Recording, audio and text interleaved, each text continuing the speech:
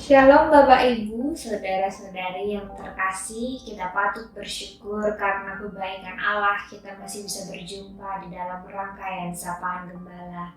Mari sebelum kita membaca dan merenungkan firman Tuhan, kita satu hati, kita berdoa.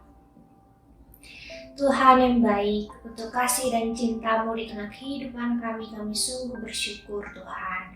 Dan di tengah rasa syukur kami ingin selalu mendengarkan firman Tuhan. Untuk itu Tuhan, berikan kami hikmat-Mu, agar kami mampu memahami firman-Mu dengan baik dan tidak sampai di situ saja, tapi kami juga mampu melakukannya dalam kehidupan kami sehari-hari.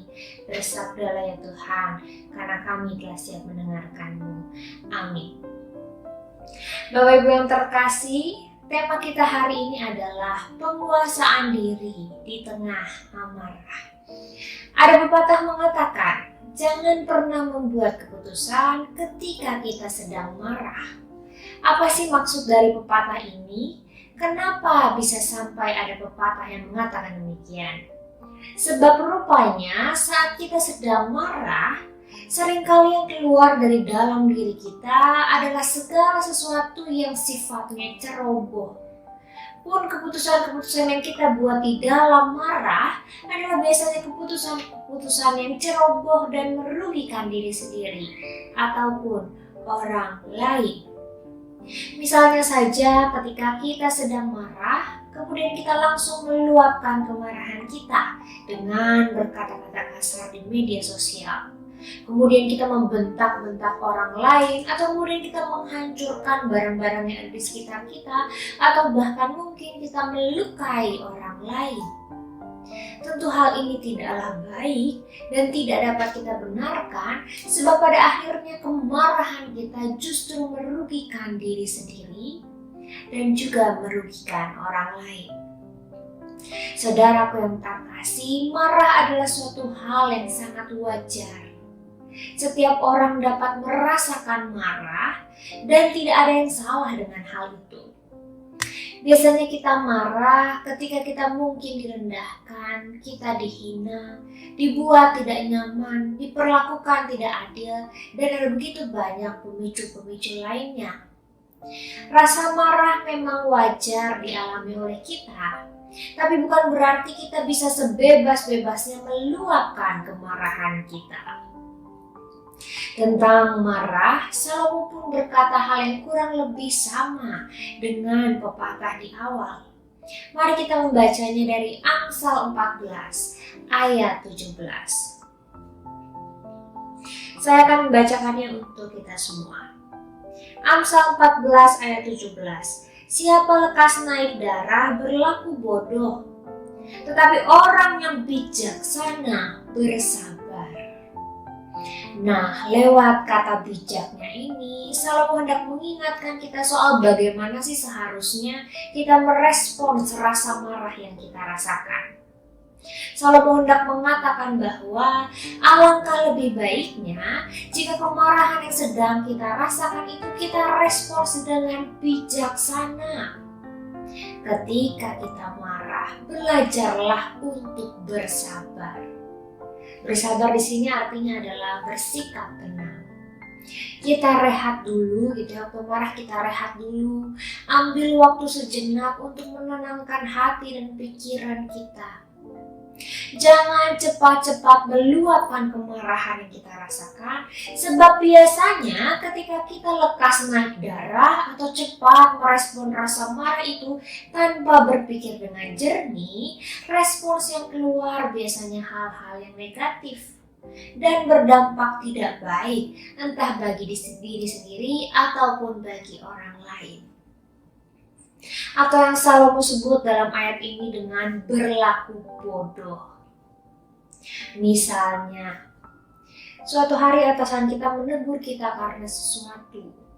Kemudian kita merasa terluka mendengar teguran itu. Kita menjadi sangat marah, kita menjadi sangat emosi gitu ya mendengar teguran itu. Kemudian dalam kondisi yang marah dan meluap-luap itu, kemudian kita memutuskan untuk mengajukan pengunduran diri. Akhirnya, ketika kita mengajukan pengunduran diri atau resign tanpa pertimbangan yang matang, ada begitu banyak pihak yang dirugikan. Kita punya keluarga yang harus dihidupi. Terus gimana? Apalagi di tengah zaman yang serba sulit seperti sekarang, mencari pekerjaan itu bukanlah hal yang mudah. Dari sini kita lihat begitu buruknya dampak dari kemarahan yang meluap-luap dan tidak kita kendalikan. Dan betapa buruknya ketika kita membuat keputusan di tengah rasa marah itu. Contoh lain, misalnya anak kita sepanjang melakukan pembelajaran jarak jauh, kok kita lihat, kita perhatiin gitu ya, kok dia tuh kerjanya juga ya sambil main game online gitu ya, sambil kelas di depan laptop, tapi kemudian juga sambil bermain game online. Karena kita sedang marah, sedang capek, kemudian kita melihat hal itu, akhirnya kita marah, kita emosi, marah kita meluap-luap. Apa yang kita lakukan? Kita ambil handphone itu dari tangannya, kita bentak dan marahin anak kita, kemudian kita banting handphone itu. Apa dampak dari proses ini? Anak kita kemudian menjadi takut dan trauma karena bentakan-bentakan kita. Sekaligus handphone yang kita beli dengan jerih payah itu menjadi rusak karena luapan amarah kita. Contoh lainnya, ketika kita sedang mengendarai mobil, kemudian tidak disengaja mobil kita diserempet oleh orang lain. Kita menjadi sangat marah ketika itu terjadi, emosi kita meluap-luap, kita berhenti di tengah jalan, kemudian kita turun dari mobil sambil memaki-maki orang yang menyerempet kita dengan tidak sengaja. Karena kemarahan itu ada banyak pihak yang dirugikan. Jalanan menjadi macet, dan kita kemudian melukai hati orang yang tidak sengaja melakukan penyerempetan mobil kita. Dan ada begitu banyak contoh-contoh lainnya. Dan dari contoh ini kita bisa melihat bersama betapa merugikannya jika kita tidak menguasai amarah kita. Mungkin melalui kemarahan yang kita luapkan, kita akan merasa tenang, kita akan merasa lega sesaat. Tapi kita tidak berpikir panjang tentang apa dampak dari kemarahan yang saya luapkan ini. Apa dampak dari keputusan-keputusan yang saya ambil di tengah situasi marah. Dengan demikian, Salomo mengingatkan kepada kita untuk menyikapi rasa marah dengan bersikap tenang terlebih dahulu dan bersabar. Jangan sampai kemarahan yang meluap justru merugikan kita dan juga merugikan orang lain, bahkan merusak relasi yang selama ini sudah dibangun dengan baik. Lalu pertanyaannya adalah, terus gimana dong caranya supaya aku tidak mudah meluapkan kemarahan dengan cepat? Gimana caranya supaya aku tidak lekas naik darah? Gimana caranya? Salah satu kuncinya adalah pada penguasaan diri. Rasa marah memang tidak bisa kita hindari, tapi kita bisa memilih respon seperti apa yang akan kita keluarkan. Untuk itu, jika suatu saat nanti kita diperhadapkan pada situasi-situasi yang membuat kita marah, langkah awal untuk mengantisipasi kemarahan yang meluap-luap ialah dengan bersabar terlebih dahulu. Belajar untuk tenang terlebih dahulu. Ambil waktu sejenak sebelum bereaksi.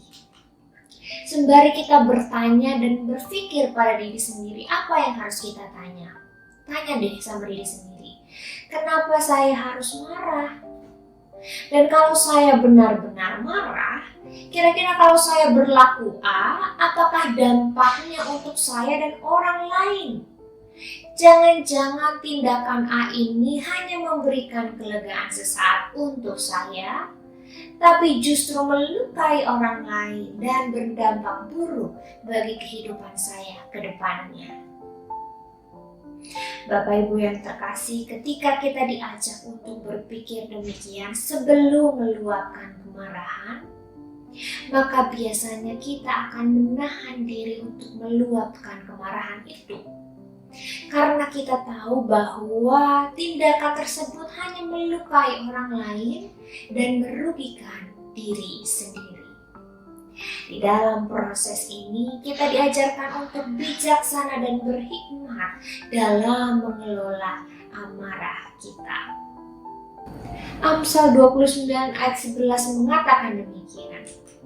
Orang bebal melampiaskan seluruh amarahnya, tetapi orang bijak akhirnya meredakannya. Ketika kita mampu melakukannya, kita sedang menjadi teladan yang baik tentang bagaimana seorang pengikut Kristus bereaksi terhadap rasa marah yang dialami. Kiranya Roh Kudus menolong kita agar kita mampu menjadi pengikutnya yang bijaksana dalam mengelola perasaan marah. Tuhan memberkati kita semua. Amin. Mari kita berdoa. Allah yang baik, terima kasih untuk firman-Mu yang mengingatkan kami semua untuk menguasai diri kami ketika kami sedang marah, mengolah diri kami, mengolah kemarahan kami, agar tidak menjadi suatu hal yang buruk, agar tidak menjadi hal yang melukai sesama kami, bahkan merugikan diri kami.